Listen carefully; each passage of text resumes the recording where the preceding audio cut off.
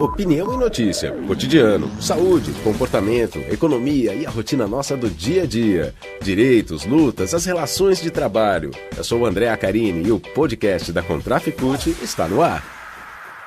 Olá, você que nos acompanha aqui nos canais de comunicação da Contraficute. Eu sou o André Acarini, está no ar mais um podcast da Contraficute. A gente volta a falar sobre os encontros de bancários que estão acontecendo a partir desta terça-feira, 3 de agosto. Encontros que são nacionais por bancos. Hoje a gente vai conversar com a Lucimara Malaquias, que é da Comissão de Organização dos Empregados do Santander. Lucimara, seja muito bem-vinda. Obrigado pela sua participação aqui no podcast da Contraficute. Olá a todos os ouvintes. Queria começar essa nossa conversa, Lucimara, falando sobre exatamente a relação do Santander com os trabalhadores. A gente sabe que o Santander, no Brasil, a filial no Brasil, é a que mais dá lucro para o conglomerado no mundo inteiro.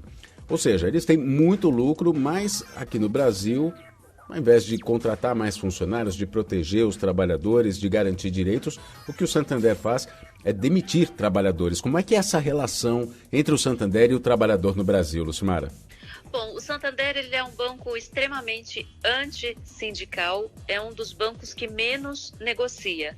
Então, ele vem para o processo de negociação, ele cumpre a agenda, ele comparece às reuniões, mas ele não traz soluções para os problemas apresentados, ele não faz contraproposta, ele não apresenta interesse, intenção de resolver os problemas que estão colocados. Como você mesmo disse, o Brasil hoje responde por mais de 30% do lucro global do grupo, então nós já somos a maior fatia do grupo do banco no mundo e a contrapartida social para a sociedade brasileira é a pior possível. O banco só em 2020, durante a pandemia, demitiu mais de 3 mil trabalhadores, isso mesmo tendo assumido um compromisso público de não demitir. Ele tem atacado os planos de previdência e de saúde dos funcionários oriundos do Banespa e, diferente dos demais, ele tem intensificado o processo de terceirização, abrindo empresas dentro do grupo econômico e fatiando a categoria bancária. Então, esses trabalhadores deixam de ser representados pelos sindicatos dos bancários, pela convenção coletiva e passa a ser representado por outros sindicatos. Então, essa é uma situação bastante complicada e bastante específica no Santander. Então, esse é o programa que vai ser discutido nesse encontro amanhã, na parte da manhã. Nós faremos uma análise de conjuntura sobre os ataques do governo nos planos de previdência complementar e, em seguida, vamos discutir os planos que estão ativos dentro do Banco Santander hoje, qual o status, enfim, qual a condição de cada um. E na parte da tarde nós vamos discutir o lucro semestral do Santander, que mais uma vez foi astronômico, e esse processo de terceirização, essa abertura de CNPJs dentro do grupo econômico. Então, e com isso a gente inicia aí a discussão de um plano de lutas para o próximo período para fazer enfrentamento a isso. Acho que uma coisa que também precisa ficar destacado aqui é que essa semana saiu uma sentença na Justiça de São Paulo contra o Santander no valor de 50 milhões de reais e o condenando por práticas antissindicais. E nessa sentença, um dos elementos que fundamenta essa sentença, essa condenação, é justamente essa demissão desse número tão alarmante de trabalhadores no momento de crise social e econômica do país e justamente quando ele alcança um lucro, mais uma vez, histórico. Então, por conta disso e também por conta dos ataques ao Banesprev e à Cabesp, recebeu essa condenação que já é inédita na Justiça de São Paulo. Lucimara, você cita um ponto muito importante, que é a demissão. O banco foi condenado a pagar 50 milhões de multa por demissões que são abusivas, já que havia um compromisso com o Comando Nacional dos Bancários desde o início da pandemia para não demitir funcionários. O que a gente sempre diz aqui no podcast é que os bancos lucraram muito com essa pandemia, não é? Continuaram lucrando muito com essa pandemia. Sim. E é um setor que não preza ou não dá valor nenhum à responsabilidade social que toda atividade econômica deve ter, né, Lucimara? Então, o sistema financeiro como um todo, isso é algo que sempre nos salta aos olhos, porque independente da crise, né, o país pode estar em crise ou não, o banco está sempre lucrando e está sempre lucrando muito. Quando todo mundo está crescendo, quando está tendo valorização salarial, quando as empresas estão expandindo e os bancos crescendo, aí você vê como um movimento positivo. Mas quando você vê o país mergulhado numa crise, as pessoas desempregadas, já temos mais de 14 milhões de pessoas sem emprego, e o lucro do banco sendo anunciado como o maior de sua história, como o maior resultado, e ele ainda contribui com essa crise, demitindo trabalhadores e adoecendo aqueles que permanecem empregados, e muitos são afastados pelo INSS, onerando a sociedade com esse custo também. Então, nos faz refletir, né, que sistema perverso é esse, que os ricos ficam cada vez mais ricos e independente de como está a população. Então, essa concentração de renda, que sempre foi muito alta no Brasil, nos últimos 2 anos, aí, durante a pandemia, isso se torna ainda mais gritante e ainda mais revoltante para a sociedade como um todo. Vamos continuar nesse tema sobre saúde, Lucimara.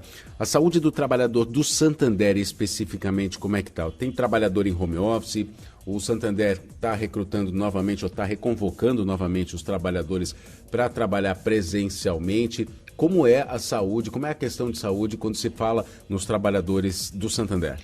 Bom, primeiro para explicar bem em que pé que está essa questão do teletrabalho no Santander. Diferente dos demais bancos, o Santander não vê o teletrabalho como algo inédito e a ser implementado. Ele não tem muito interesse nessa modalidade. Então, no início da pandemia, nós conseguimos, através do Comando Nacional, que se colocasse as pessoas em home office para a preservação da vida e da saúde, que se fizesse rodízios nas agências e nas equipes de trabalho. Isso foi cumprido por um período. O Santander foi um dos primeiros bancos a convocar o retorno em massa desses trabalhadores para o presencial. Então, ao longo da pandemia, foi diminuindo consideravelmente o número de trabalhadores em home office, aumentando a exposição desses trabalhadores à contaminação.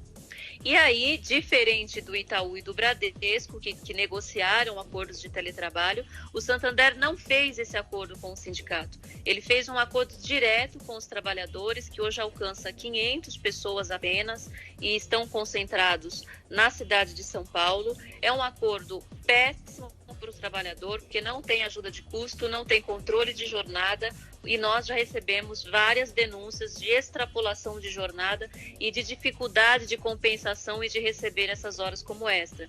Então, é uma porção de ilegalidades e de irregularidades ao longo do processo, e que o banco, cada vez mais, ele tende a excluir o movimento sindical do diálogo para justamente que ele não tenha um fiscalizador, um regulamentador, um acordo que seja mais vantajoso para os trabalhadores. Então, a nossa pressão daqui para frente é forçar um processo de negociação coletiva, porque nós acreditamos que ele é vantajoso para os trabalhadores e também para o banco, porque essa coisa de extrapolação de jornada, se por um lado para o trabalhador atinge gravemente a sua saúde, é uma usurpação de direito, do ponto de vista para o banco, isso é passivo trabalhista, porque isso já está mais do que consolidado na legislação brasileira, a necessidade de se ter controle.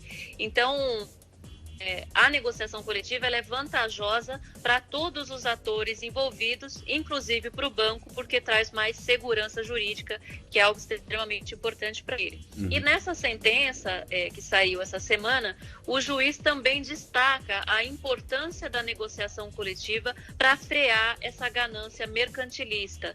Então, é mais um aviso para o Santander para ele priorizar o diálogo social ao invés de nos empurrar, né, para a via jurídica. E tudo isso, não é, Lucimara, essa dificuldade que é imposta ao movimento sindical em termos de negociação, isso é exemplo do que a gente tem como governo federal, né? Retirada de direitos, a gente teve a reforma trabalhista, a reforma da Previdência, constantes ataques aos direitos dos trabalhadores, e o Santander, pelo que você explica, vai bem nessa linha, né? Sim, só que assim, os demais bancos ainda têm uma preocupação em manter as aparências.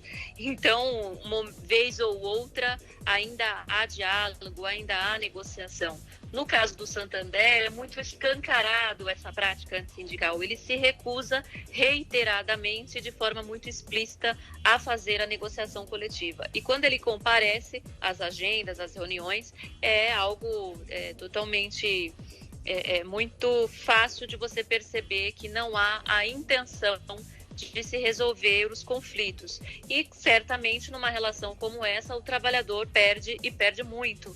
E é importante dizer que existe dispositivos na legislação nacional e existe inclusive convenções, aparato internacional, que não só recomenda, como obriga uma empresa do porte do Santander, que é uma transnacional com atuação em mais de 120 países, que o obriga a fazer a negociação coletiva. Então isso não é opcional.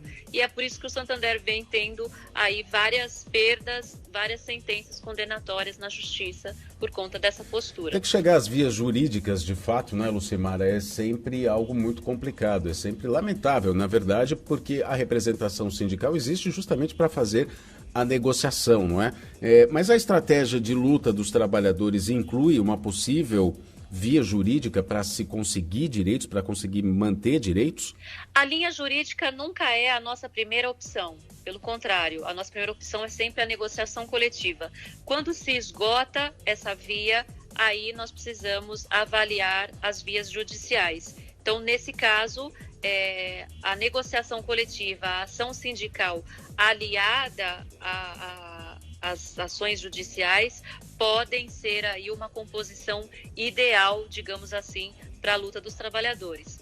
E o que se espera desse encontro é construir essa mobilização entre os representantes de todo o país, ver as dificuldades e as especificidades de cada região e sair com um plano de lutas definido para os próximos meses aí, para nós enfrentarmos o Santander nessa retirada de direitos. Bom, nós conversamos então com a Lucimara Malaquias, que é da Comissão de Organização dos Empregados do Santander, falando sobre o encontro que define estratégias de luta específicas para os trabalhadores do Santander, encontro que acontece nesta terça-feira, dia 3 de agosto. Lucimara, muito obrigado pela sua participação aqui no podcast da Contraficute. Muito obrigada, André. Um abraço. O podcast da Contraficute fica por aqui. Até a próxima edição. Este foi um episódio do podcast da Contraficute. Fique ligado em nossas redes e canais de informação. Breve tem mais.